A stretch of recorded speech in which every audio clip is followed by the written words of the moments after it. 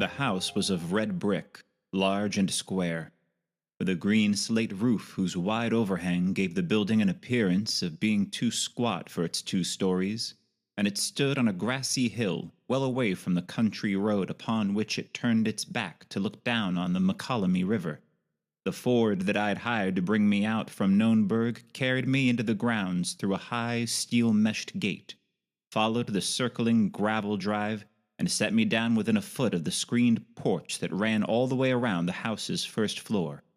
"There's Exon's son-in-law now," the driver told me as he pocketed the bill I had given him and prepared to drive away. I turned to see a tall, loose-jointed man of 30 or so coming across the porch toward me, a carelessly dressed man with a mop of rumpled brown hair over a handsome sunburned face. There was a hint of cruelty in the lips that were smiling lazily just now, and more than a hint of recklessness in his narrow gray eyes. "Mr. Galloway?" I asked as he came down the steps. "Yes." His voice was a drawling baritone. "You are—" "From the Continental Detective Agency's San Francisco branch," I finished for him. He nodded and held the screen door open for me. "Just leave your bag there. I'll have it taken up to your room." He guided me into the house and, after I had assured him that I had already eaten luncheon, gave me a soft chair and an excellent cigar. He sprawled on his spine in an armchair opposite me, all loose-jointed angles sticking out of it in every direction, and blue smoke at the ceiling. "First off," he began presently, his words coming out languidly, "I may as well tell you that I don't expect very much in the way of results. I sent for you more for the soothing effect of your presence on the household than because I expect you to do anything. I don't believe there's anything to do.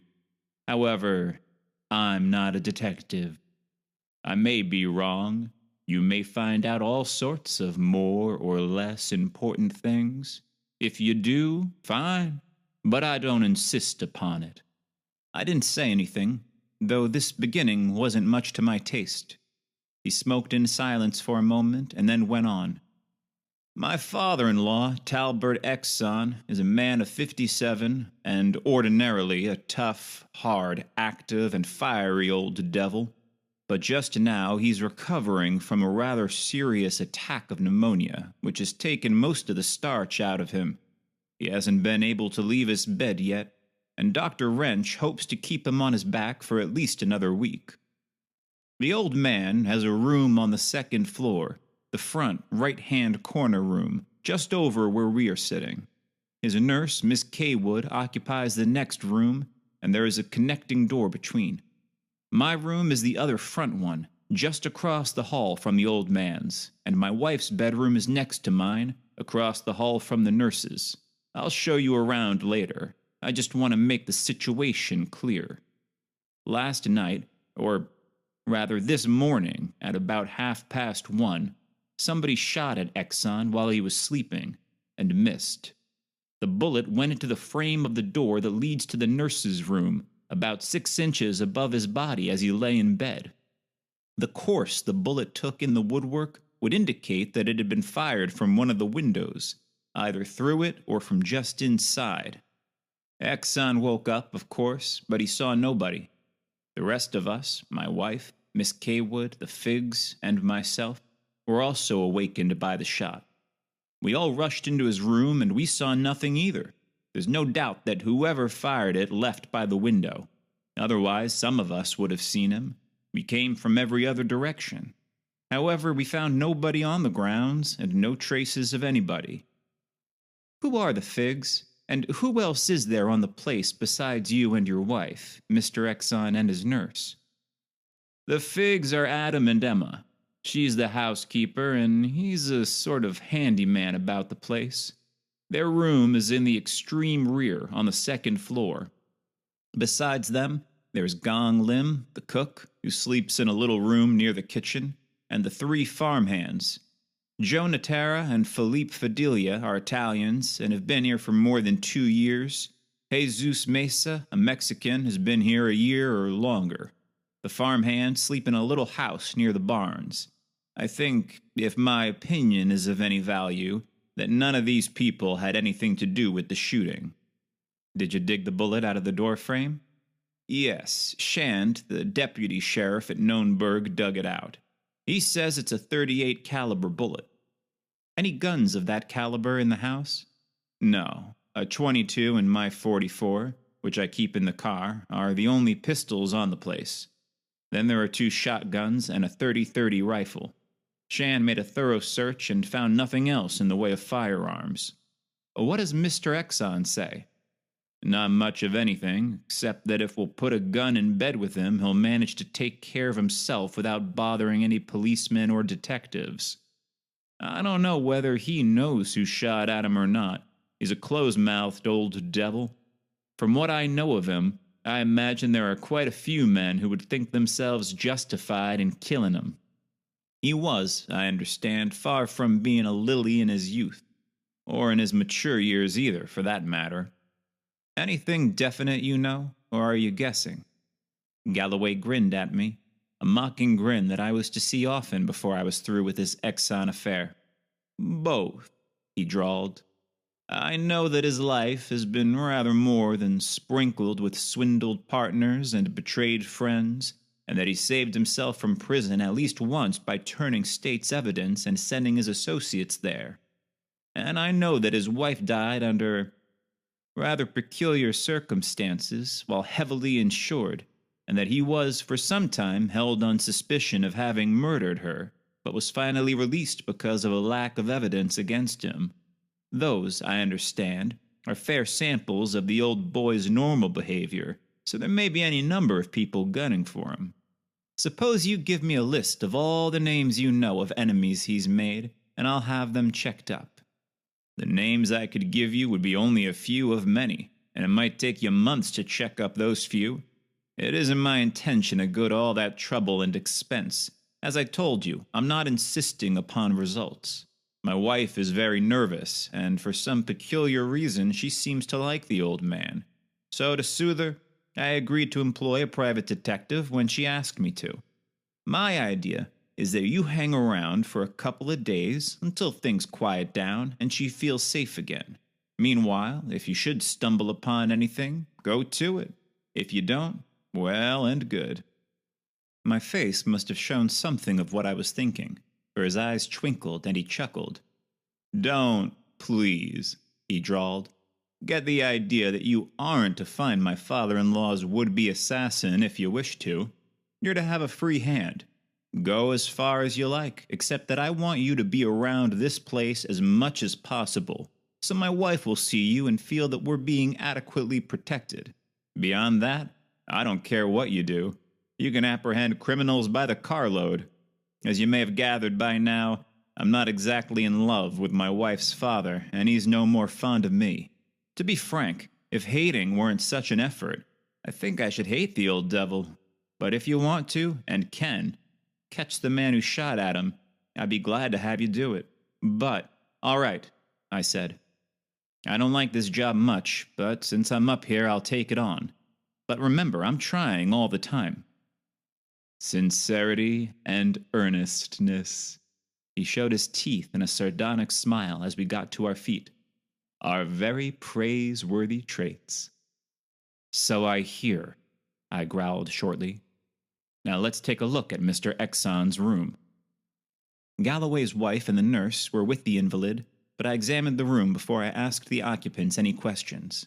It was a large room, with 3 wide windows opening over the porch, and 2 doors, one of which gave to the hall, and the other to the adjoining room occupied by the nurse. This door stood open, with a green Japanese screen across it, and, I was told, was left that way at night, so that the nurse could hear readily if her patient was restless or if he wanted attention. A man standing on the slate roof of the porch, I found, could have easily leaned across one of the window sills, if he did not care to step over it into the room, and fired at the man in his bed. To get from the ground to the porch roof would have required but little effort, and the descent would be still easier. He could slide down the roof, let himself go feet first over the edge, checking his speed with hands and arms spread out on the slate, and drop down to the gravel drive. No trick at all, either coming or going. The windows were unscreened. The sick man's bed stood just beside the connecting doorway between his room and the nurse's, which, when he was lying down, placed him between the doorway and the window from which the shot had been fired. Outside, within long rifle range, there was no building, tree, or eminence of any character from which the bullet that had been dug out of the doorframe could have been fired. I turned from the room to the occupants, questioning the invalid first. He had been a raw-boned man of considerable size in his health, but now he was wasted and stringy and dead white. His face was thin and hollow. Small, beady eyes crowded together against the thin bridge of his nose. His mouth was a colorless gash above a bony, projecting chin. His statement was a marvel of petulant conciseness. "The shot woke me. I didn't see anything. I don't know anything. I've got 1,000,000 enemies, most of whose names I can't remember." He jerked this out crossly, turned his face away, closed his eyes, and refused to speak again. Mrs. Galloway and the nurse followed me into the latter's room, where I questioned them.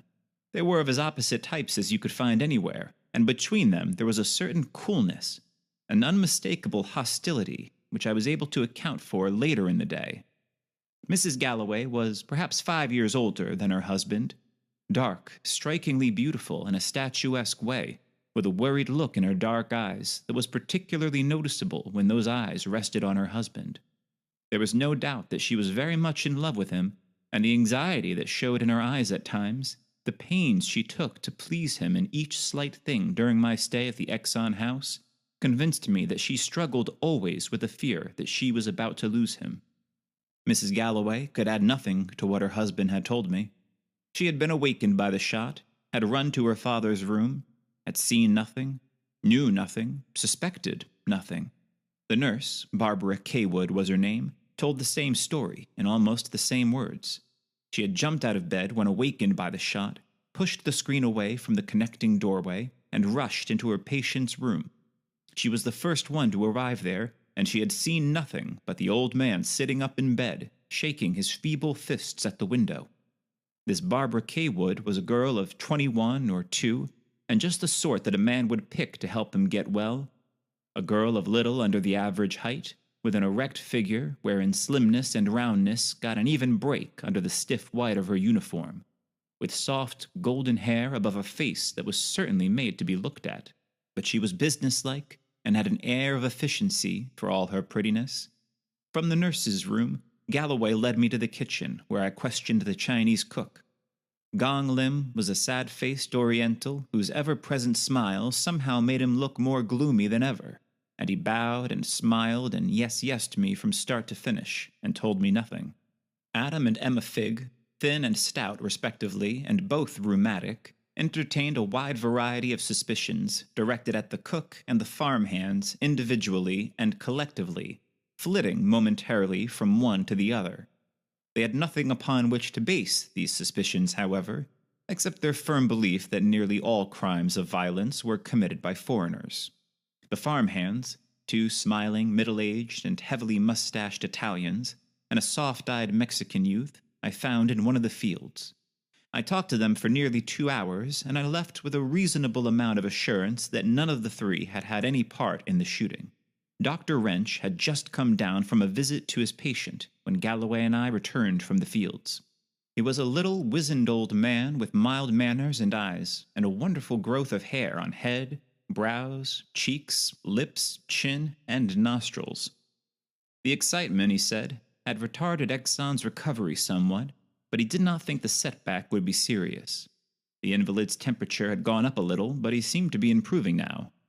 I followed Dr. Wrench out to his car after he left the others for a few questions I wanted to put to him in privacy, but the questions might as well have gone unasked for all the good they did me.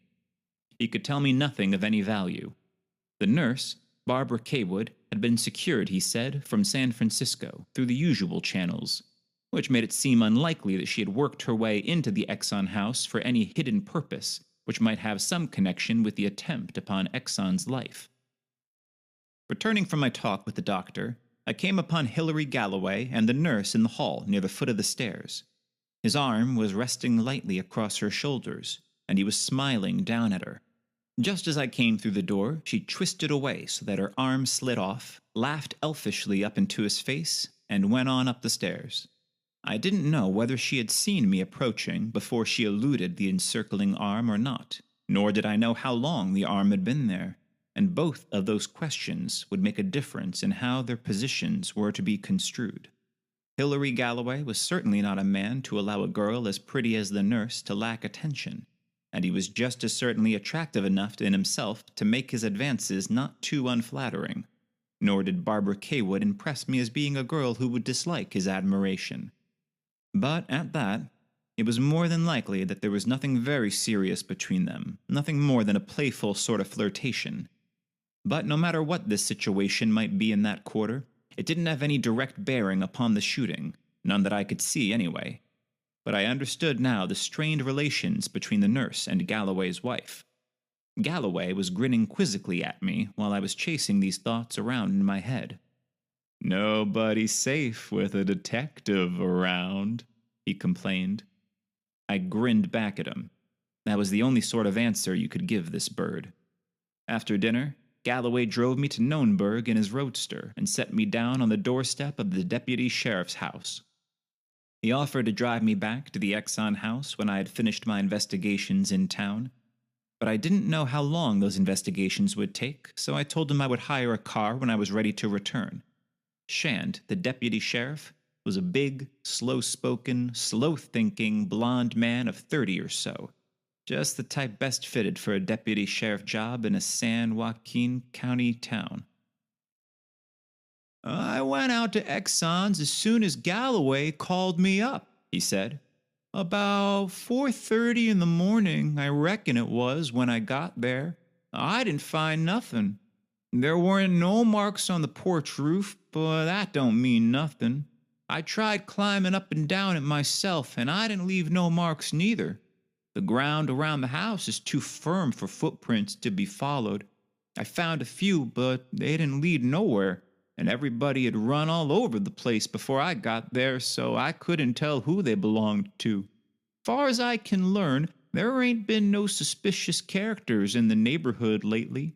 The only folks around here who have got any grudge against the old man are the Deemses. Exon beat 'em in a lawsuit a couple years back, but all of 'em, the father and both the boys, were at home when the shooting was done." "How long has Exon been living here?" 4 or 5 years, I reckon." "Nothing at all to work on, then?" "Nothing I know about." "What do you know about the Exon family?" I asked. Shand scratched his head thoughtfully and frowned. "I reckon it's Hilary Galloway you're meanin'," he said slowly. "I thought of that. The Galloways showed up here a couple of years after her father had bought the place, and Hilary seems to spend most of his evenings up in the 80's back room teaching the boys how to play poker. I hear he's fitted to teach them a lot. Well, I don't know myself.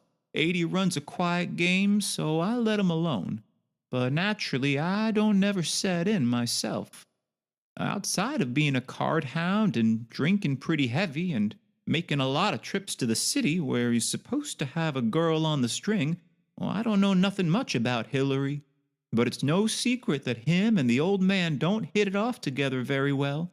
And then Hilary's room is just across the hall from Exon's, and their windows open out on the porch roof just a little apart. But I don't know." Shand confirmed what Galloway had told me about the bullet being .38 caliber, about the absence of any pistol of that caliber on the premises, and about the lack of any reason for suspecting the farmhands or servants. I put in the next couple of hours talking to whomever I could find to talk to in Knownburg, and I learned nothing worth putting down on paper. Then I got a car and a driver from the garage and was driven out to Exon's. Galloway had not yet returned from town. His wife and Barbara Kaywood were just about to sit down to a light dinner before retiring, so I joined them. Exon, the nurse said, was asleep and had spent a quiet evening. We talked for a while until about 12:30, and then went to our rooms. My room was next to the nurse's, on the same side of the hall that divided the second story in half. I sat down and wrote my report for the day, smoked a cigar, and then, the house being quiet by this time, put a gun and a flashlight in my pockets, went downstairs and out the kitchen door. The moon was just coming up, lighting the grounds vaguely, except for the shadows cast by the house, outbuildings, and the several clumps of shrubbery.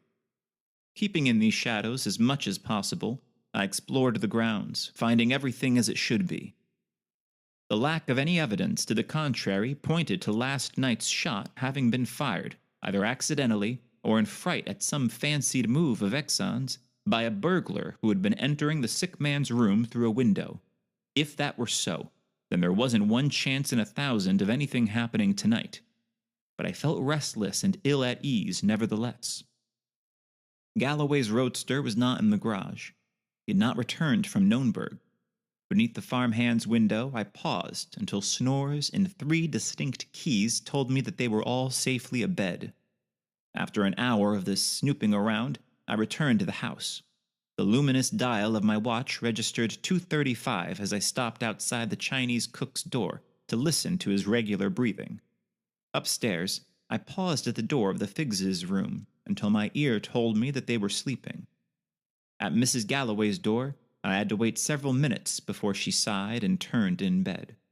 Barbara Kaywood was breathing deeply and strongly, with the regularity of a young animal whose sleep is without disturbing dreams.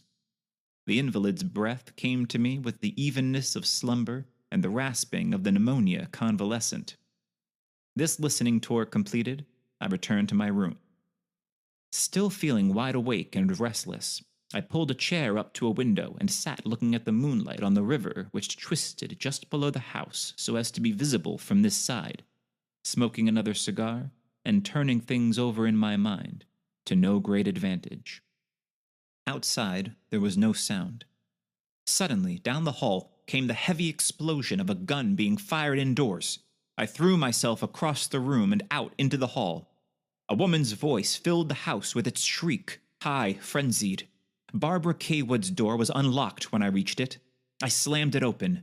By the light of the moonbeams that slanted past her window, I saw her sitting upright in the center of her bed. She wasn't beautiful now. Her face was twisted with terror.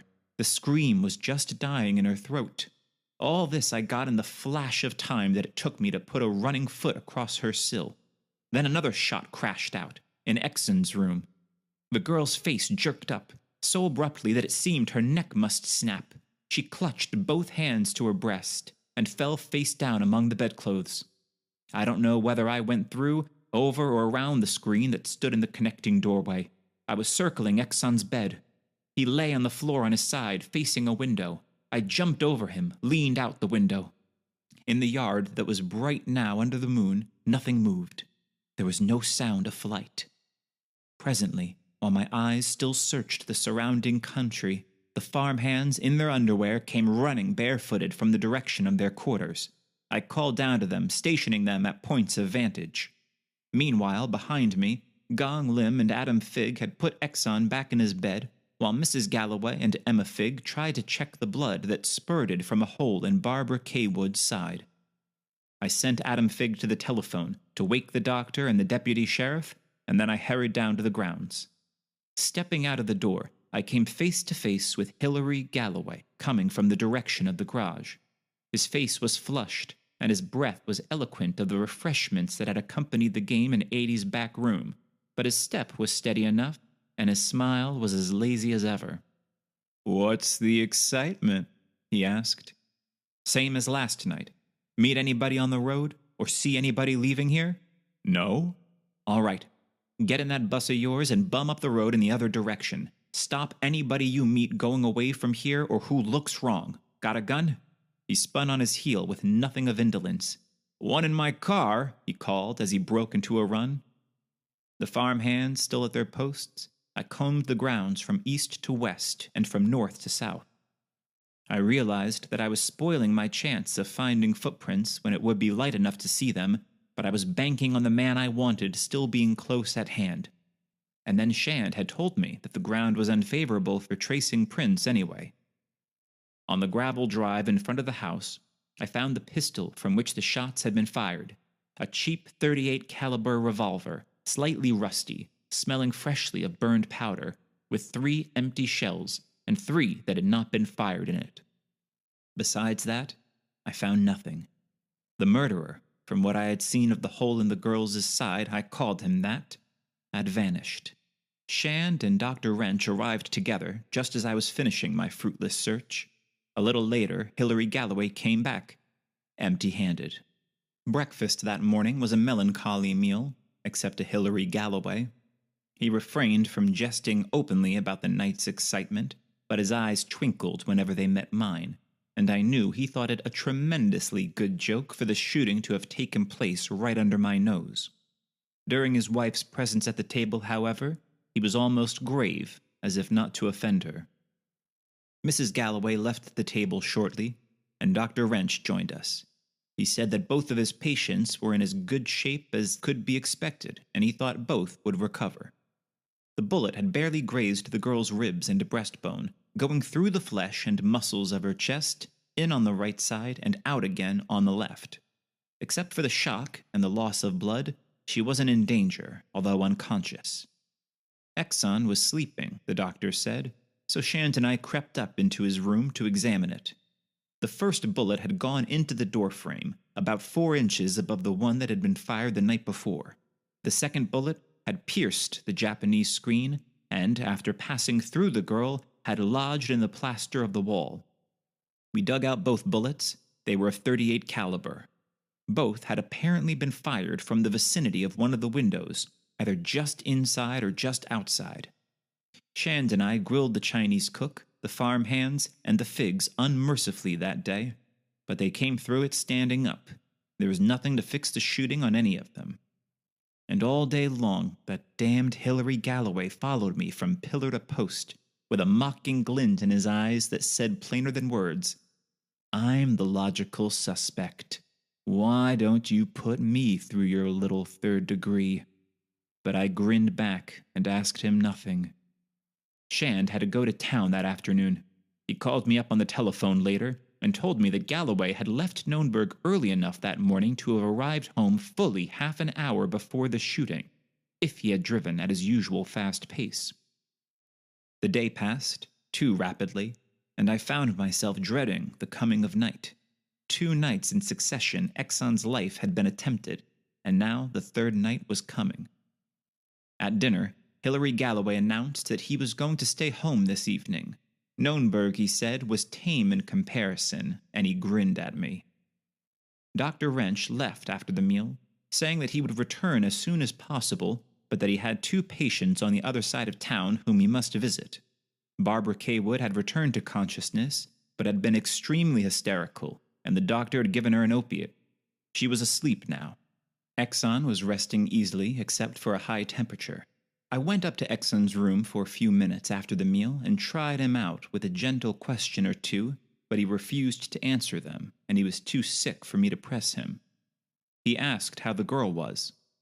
"The doc says she's in no particular danger, just loss of blood and shock. If she doesn't rip her bandages off and bleed to death in one of her hysterical spells, he says he'll have her on her feet in a couple of weeks." Mrs. Galloway came in then, and I went downstairs again, where I was seized by Galloway, who insisted with bantering gravity that I tell him about some of the mysteries I had solved. He was enjoying my discomfort to the limit. He kidded me for about an hour and had me burning up inside, but I managed to grin back with a fair pretense of indifference. When his wife joined us presently, saying that both of the invalids were sleeping, I made my escape from her tormenting husband, saying that I had some writing to do. But I didn't go to my room. Instead, I crept stealthily into the girl's room, crossed to a clothes press that I had noted earlier in the day, and planted myself in it. By leaving the door open the least fraction of an inch, I could see through the connecting doorway, from which the screen had been removed, across Exon's bed, and out of the window from which 3 bullets had already come, and the Lord only knew what else might come. Time passed, and I was stiff from standing still, but I had expected that. Twice Mrs. Galloway came up to look at her father and the nurse. Each time I shut my closet door entirely as soon as I heard her tiptoeing steps in the hall. I was hiding from everybody. She had just gone from her second visit, when, before I had time to open my door again, I heard a faint rustling and a soft padding on the floor. Not knowing what it was or where it was, I was afraid to push the door open. In my narrow hiding place, I stood still and waited. The padding was recognizable now. Quiet footsteps coming nearer. They passed not far from my close-pressed door. I waited. An almost inaudible rustling. A pause. The softest and faintest of tearing sounds. I came out of the closet, my gun in my hand. Standing beside the girl's bed, leaning over her unconscious form, was old Talbert Exon, his face flushed with fever, his nightshirt hanging limply around his wasted legs. One of his hands still rested upon the bedclothes he had turned down from her body. The other hand held a narrow strip of adhesive tape, with which her bandages had been fixed in place and which he had just torn off. He snarled at me, and both his hands went toward the girl's bandages. The crazy, feverish glare of his eyes told me that the threat of the gun in my hand meant nothing to him. I jumped to his side, plucked his hands aside, picked him up in my arms, and carried him, kicking, clawing, and swearing, back to his bed. Then I called the others. Hilary, Galloway, Shand, who had come out from town again, and I sat over coffee and cigarettes in the kitchen, while the rest of the household helped Dr. Wrench battle for Exon's life. The old man had gone through enough excitement in the last 3 days to kill a healthy man, let alone an ammonia convalescent.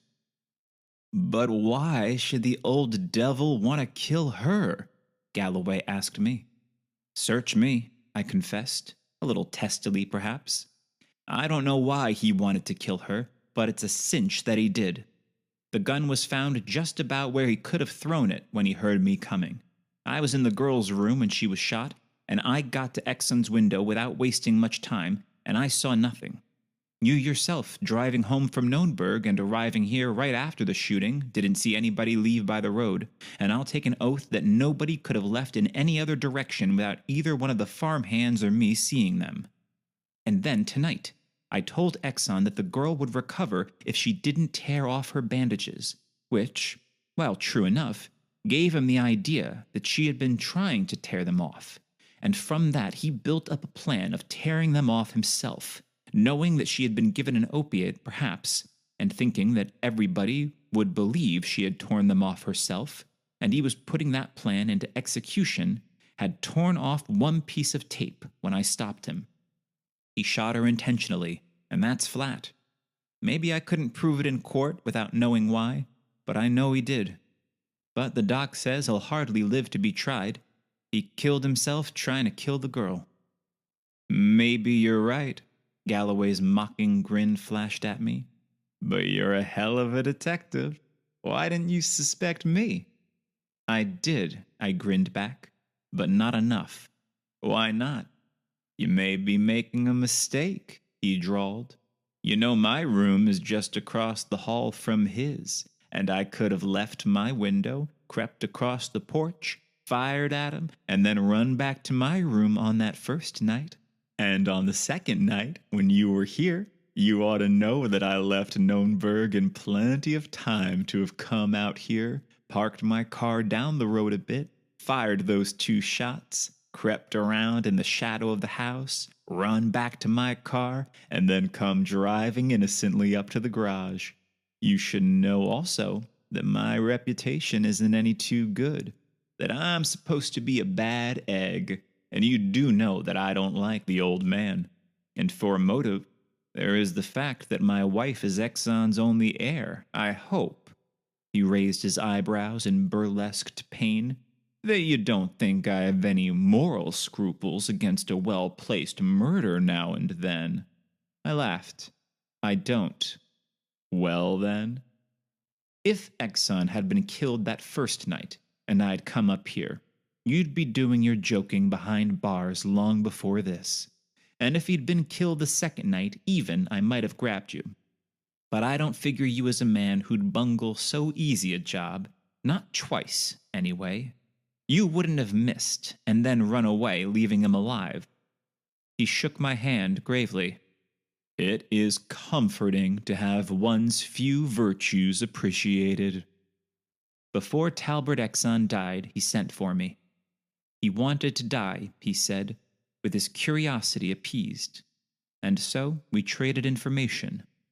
I told him how I had come to suspect him, and he told me why he had tried to kill Barbara Kaywood. 14 years ago, he had killed his wife, not for the insurance, as he had been suspected of doing, but in a fit of jealousy. However, he had so thoroughly covered up the proofs of his guilt that he had never been brought to trial, but the murder had weighed upon him to the extent of becoming an obsession. He knew that he would never give himself away consciously. He was too shrewd for that, and he knew that proof of his guilt could never be found.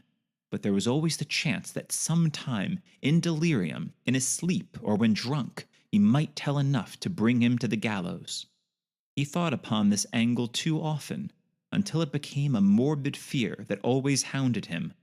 He had given up drinking, that was easy, but there was no way of guarding against the other things. And one of them, he said, had finally happened. He had got pneumonia, and for a week he had been out of his head, and he had talked. Coming out of that week's delirium, he had questioned the nurse. She had given him vague answers, wouldn't tell him what he had talked about and what he had said. And then, in unguarded moments, he had discovered that her eyes rested upon him with loathing, with intense repulsion. He knew then that he had babbled of his wife's murder, and he set about laying plans for removing the nurse before she repeated what she had heard. For as long as she remained in his house, he counted himself safe. She wouldn't tell strangers, and it might be that for a while she wouldn't tell anyone.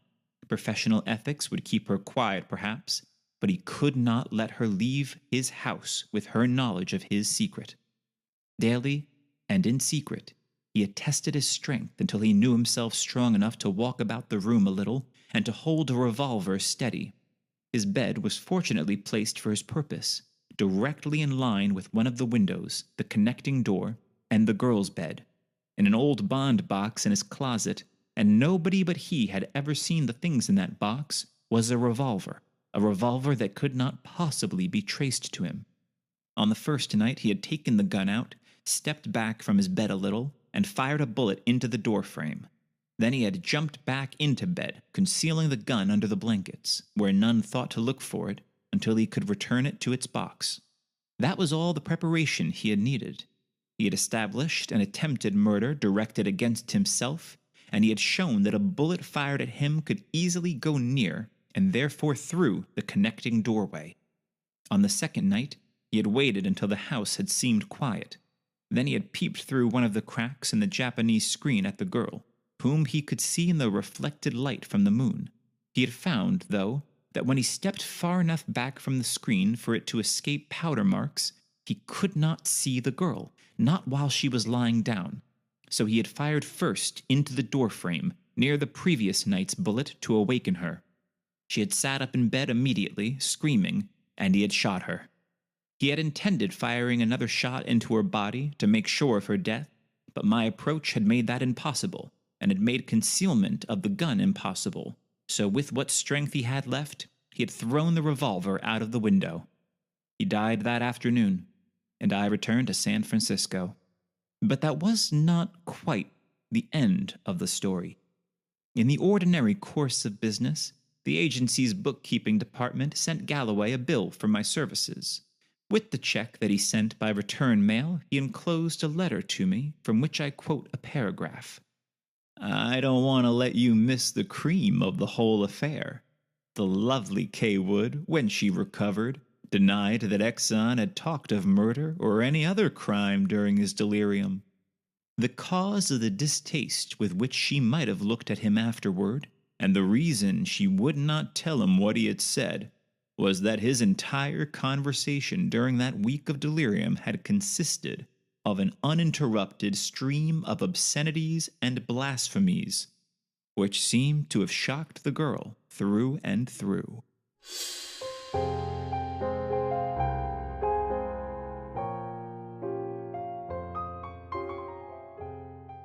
So that was the second story we've done by Dashiell Hammett, and it was narrated by Jeff Ronan, who's an actor and narrator. And I'm going to include some links to his, and if you look in the show notes, you'll find his his website, and it'll have some videos on it. Well, it does. I'm just looking at it now, and contacts and press and all that kind of thing. So, I got him because I went on a site called Backstage and kind of did some auditions for American males who could do the detective vibe, the hard-boiled detective vibe. And out of many people, I he was one of the ones I selected. Dashiell Hammett, of course, was one of the great, the three great of the American hard-boiled detective series, the others being Raymond Chandler and James M. Cain. Um, Dashiell Hammett's stories, he's most famous for the Maltese Falcon. I'll say something a bit more about him right now. Okay, get ready. Here we go. So this isn't the first time we've done a Dashiell Hammett story, but let's just repeat the biogs in case you haven't heard that one. So Dashiell Hammett was born on May 27th, 1894 in St. Mary's County, Maryland, and was an American author renowned for his significant contributions to the hard-boiled detective fiction genre. So it's got grit, it's got style, it's got that kind of laid back, the cynical detective style, which is a departure. You don't get that in the golden age detectives at all. And you don't get in, I don't think you get that in the British detectives either. That kind of just, these guys, although in this case he's not done it, but Sam Spade certainly, hard drinking, cynical. Of course, he's most famous. The two most famous characters are this one, the Continental Op, and Sam Spade. He's Dashiell Hammett, of course, is most famous for the Maltese Falcon, 1930. It made probably, well, I don't know whether it was Humphrey Bogart and the movie that made the Maltese Falcon. I think Hammett was pretty famous anyway. One of the greatest detective novels ever written. Cynical, hard drinking private investigator, and the idea that they're not police. One thing you get from a lot of the detective stories until latter days when we get police procedurals and the actual detective is employed by the police force. But from Sherlock Holmes and Miss Marple and the Continental Op, at least the Continental Op is getting paid.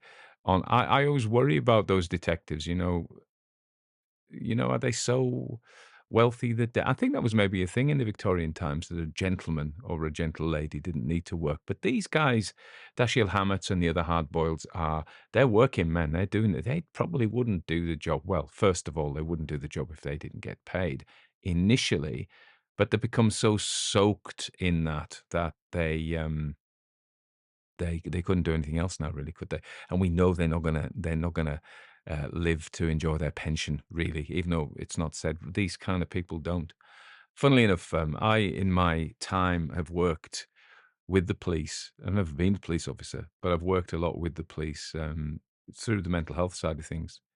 And so, indeed, as patients, some of them, but mostly as colleagues. As I say, I've had the police save my life twice. One guy pulled a cutthroat razor on me and managed to shut a door on him and rang an emergency. And then these plainclothes cops turned up, and they were the really fit ones, the burly ones, and they just came. They didn't actually take him down. They disarmed him verbally, if you like, and he put the cutthroat razor. I think it was a lot of bravado, but as it was me standing there, I didn't really fancy taking the choice. So thanks to the cops on that one. And then another time, there was a woman who ran at us. She was trying to kill her sister, actually, with a carving knife. I've told this story before. My colleague Sandra, who was a jujitsu person, um, disarmed her, took the knife off her. We put the knife in our car, and then the cops came. They weren't taking it very seriously until because she'd only threatened us nurses, and until she hit him with a Hoover, yeah, vacuum cleaner. And then he took it very seriously after that, and she got arrested. She shouldn't, just probably don't do that if she was irate. Um, and then, other times I could tell you some stories. Turning up, and there were two police officers with a patient who was quite mentally ill, and they wanted to go home. They'd been there all night, and I arrived about 7 a.m. I have some sympathy for them wanting to go home, and so I go, yeah, and they go, well, she's no trouble at all. And I could just see as the male copper was talking to me, the female was looking at me, and this patient got up and smacked her um, in the head. And I said, ah. And then there was a bit of a tussle. And another time I used to do this loads, you see. One time we were in police custody, and there was this guy who, he hated the police, and they said, we don't want to send our officers in with you. So it was me and a doctor and the social workers, three of us. And it was no, it was just me and the doctor. And it was my job to speak to him first off. And they said to me, right, okay, we're worried he might take you hostage. So what we'll do is we'll open the cell door. We'll let you in. We won't come in because that will just make him irate. But if there's any sign that he's going to grab you, we'll come in and we'll grab you and get you out. So I'm like not massively reassured by this, but a job's a job. You got to do what you got to do, what they pay you for. So I go in. And I said some things that he didn't like me. And so, but he didn't get to the stage where he grabbed me, and I just backed off. And then the doctor had a go. And funnily enough, it might have worked the other way around as well. He was determined to be angry at somebody, and it was the first person he saw. So there was nothing I was going to say was going to make him any happier. So there we are. And on the downside, coming back from night shift, sometimes the cops would just be sitting on the road and have nothing to do. And I used to live at this little village at the time, and I'd be driving around, and here we go. They start following me. And so I'm keeping right down to the speed limit, and it's a long road, a long straight road along the coast. And then we get to the village where I lived at that time, and blues go on. Pull over. Here we go. So I get over, and they were just bored. Hello, sir, where are you at this time? Where are you going at this time in the morning? And luckily, I just come from the hospital, and I had my health ID on. So, oh, all right, mate. Yeah, off you go. And that was that. I've got lots of police stories, but no detective stories. I've never known any detectives. So, yeah, but I like Sam Spade. This isn't Sam Spade. This is the Continental Op. So I'm sorry for blethering on. I would just say, most people kind of seem to like me going on about stuff. But if you don't, if you don't, well, just keep on walking. But if you or switch it off, but then, or yeah, just don't listen. So don't get upset. There's nothing worth getting upset about. Is that? Hope you like that. More detective stories to come. Yeah, great. Thanks very much.